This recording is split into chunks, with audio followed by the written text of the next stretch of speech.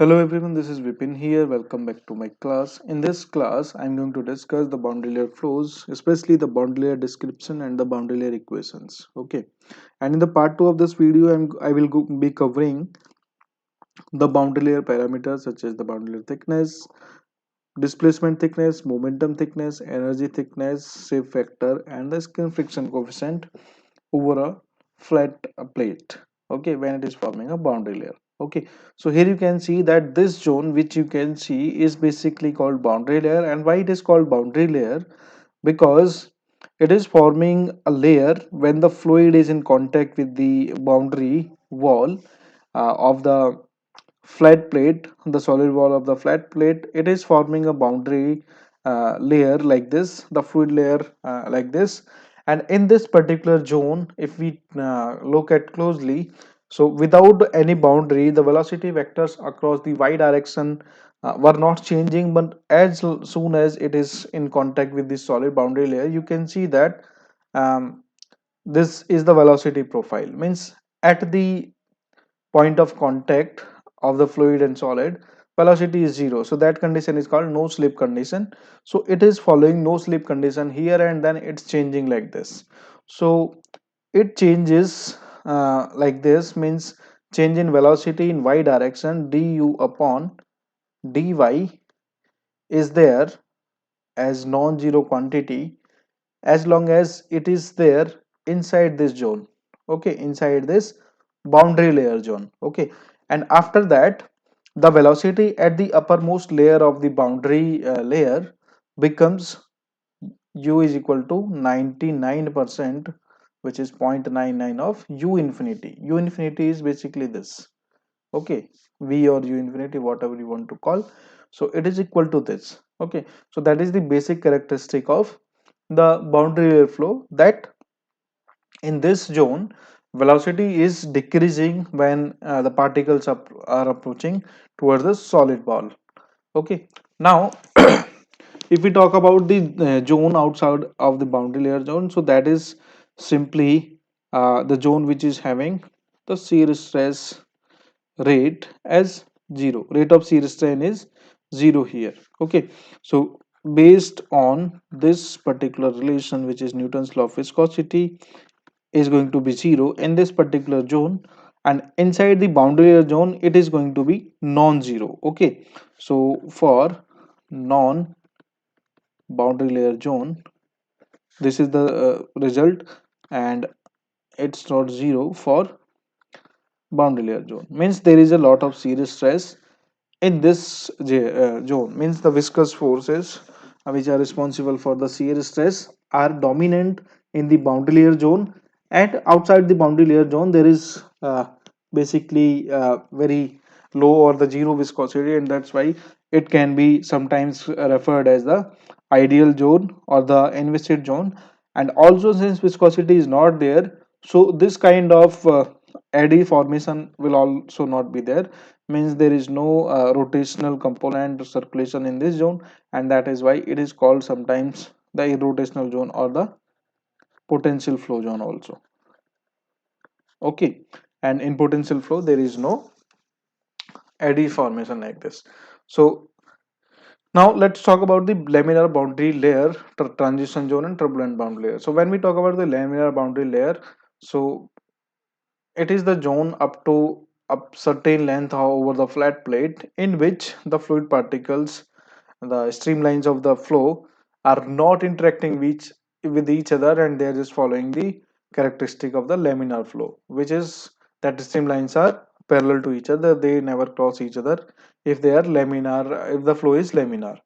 But after reaching some certain length, which is called the critical length, the fluid starts uh, rotating like this. Okay, and that region is called transition zone. So in transition zone, sometimes the flow is laminar, sometimes the flow is turbulent, or it is just a transition from laminar to turbulent. Okay, so there is a range of length for which it is going to be transition zone. Okay, so after that flow becomes fully turbulent, and in fully turbulent flow you will see that eddies formation is more stronger here, and near the wall there are three layers. One is called viscous sublayer, then buffer layer, and overlap layer.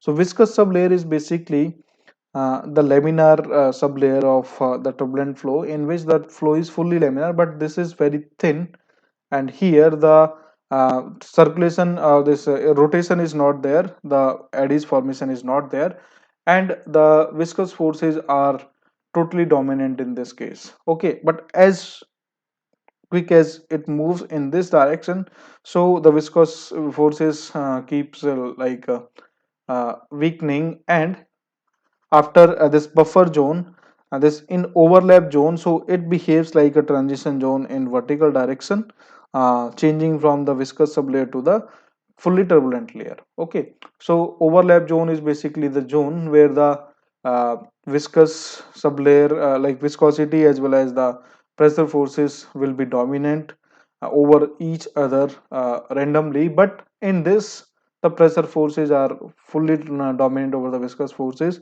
whereas in the viscous sublayer the viscous forces are fully dominant over the pressure forces. That's why um, this thickness of the turbulent boundary layer is little bit more than the laminar boundary layer uh, thickness, because of the better mixing characteristics of the turbulent flows. Okay, so this was about the description of the boundary layer, and since we know that Reynolds number is a function of rho v L upon mu, L can be any distance x. So there is a distance xcr, which is this, at which the flow is just changing from this to this. So that is called the critical Reynolds number. Okay, so critical Reynolds number of any flow, or critical Reynolds number for any flow over a solid body is always very important, because sometimes what happens, to decrease the drag, to keep the drag low, we have to keep the flow laminar.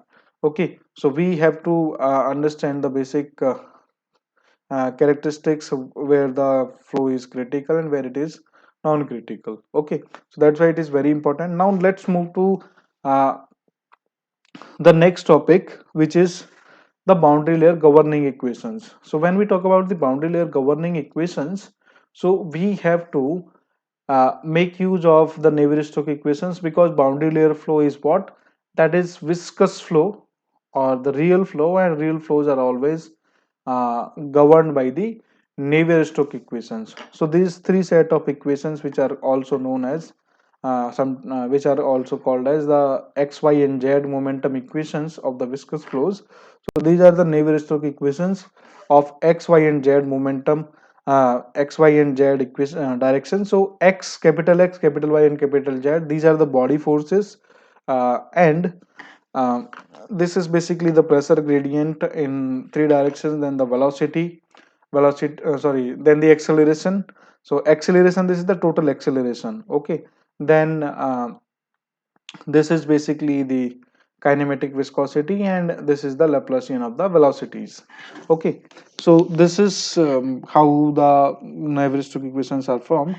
Now these equations will be used to derive the boundary layer governing equations, which are called the Prandtl boundary layer equations. So how to do them?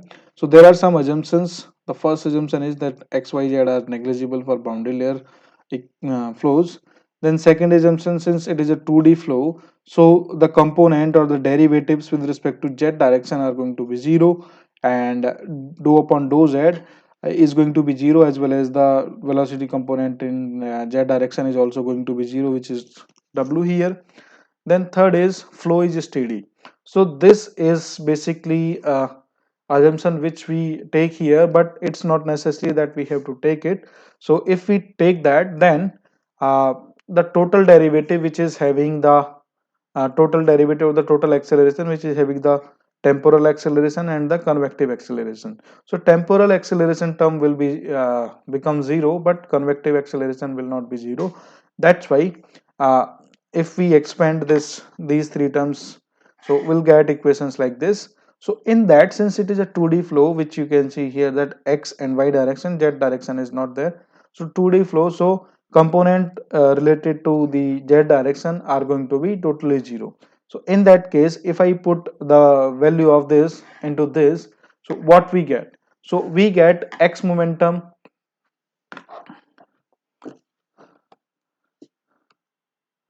So we get x momentum and y momentum equations, because z momentum is not there, so x and y only, and continuity equation also for the x and y directions. Okay, so momentum and continuity equation, these are two equations. If we are considering the thermal effects also, then energy equation also will be mentioned in the governing equations. But for non if we are not considering the thermal temperature effects, then these two equations are more than enough. The boundary layer equations for from the momentum equations and the continuity equation. So x momentum equation now. So in the context of boundary layer flow, we have to carefully discuss like what might happen to these derivatives, which you can see in these equations. So since this is the flat plate, over this boundary layer is formed. So you can see that u is not 0, obviously. Change in u in x direction, that also is not 0. V is also not 0, this is also not 0. So there is nothing to be changed in the first equation on left hand side. But if we look at the right hand side, so pressure gradient is also non-zero quantity, so this also is not going to be 0. But if we look at this, so in this is okay. But if we talk about the change of u, sorry, in this, if we talk about this change of u in x direction, so that is already very small. So this is a small quantity, although we are not neglecting it here, but it's a very small quantity. And if we take its second derivative, which is here, so that will become smaller and that can be neglected. Okay, so change in u velocity in x direction is going to be neglected, whereas change of u in y direction will not be neglected, because that is the rate of shear strain. Okay, so inside the boundary layer flows, it is a very significant term, so we cannot neglect this. Okay, so if we just apply these changes, so what we get as this x momentum equation, so we will be getting, I'll write this x momentum equation again here. And x momentum equation is basically equal to this. So x momentum equation, and also we have to before writing the x momentum equation, let us discuss the y momentum equation also, because both are related. So if we talk about the y momentum equation, so in y momentum equation you will see that u is non-zero, v is very small. So the derivative of v, or the change of v in y direction, is going to be 0. Okay, very close to 0. So we can take that it is approaching towards 0. Change of v velocity in y direction is also neglected. And if we talk about these terms, so these are terms are the second derivative of these two terms, so they will obviously be 0. In that case, what we have as a y momentum equation, we just have minus 1 upon rho dou p upon dou y is equal to 0, or simply dou p upon dou y is also 0. That means if dou p upon dou y means change in pressure in y direction is 0, that means pressure is just a function of x direction. Okay, and pressure when it is a function of x direction, so this term will be replaced by dp upon dx. I hope you understand the difference between dou and d. So dp upon dx is going to be the equation here, and based on that basis I can rewrite this equation, and this equation will become as uh, let me just remove this continuity equation from here, we can write it later. So this equation will become,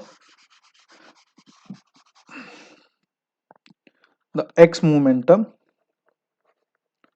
equation will become u dou u upon dou x plus v dou u upon dou y is equal to minus 1 upon rho dp upon dx. Okay, the pressure gradient dp upon dx, and plus here this term will be 0 because this was very small, so the second derivative that will be smaller, so we'll make it 0. We'll be having on this side as the kinematic viscosity multiplied with dou square u upon dou y square. So this is the equation, the final equation of the boundary layer flow, or the flow over a flat plate. Okay, so this is going to be x momentum equation, and this is going to be y momentum equation. So this is y momentum equation. This one is basically the y momentum equation, and along with these two equations, the third equation, third governing equation, is going to be the continuity equation of two-dimensional flow, which is dou u upon dou x, dou v upon dou y is equal to 0. So these three equations are the equations. This is, let's say, A, this is B, and this is C. So these three equations, equation A, B, and C, are the final governing equations of the boundary layer flow over a flat plate, and these are called the Prandtl boundary layer equations. Okay, I hope you understood this, and you will be able to uh, uh, explain these if it is asked you to explain. Okay, so with this I will stop this part of the video, and second part of the video I'll be recording soon, in which I will be just discussing the boundary layer parameters. So boundary layer parameters are basically boundary layer thickness, displacement thickness, momentum thickness, energy thickness, shape factor, and the skin friction coefficient. Okay, so these many parameters we'll be discussing in the next part of this lecture. Till then, thank you and take care.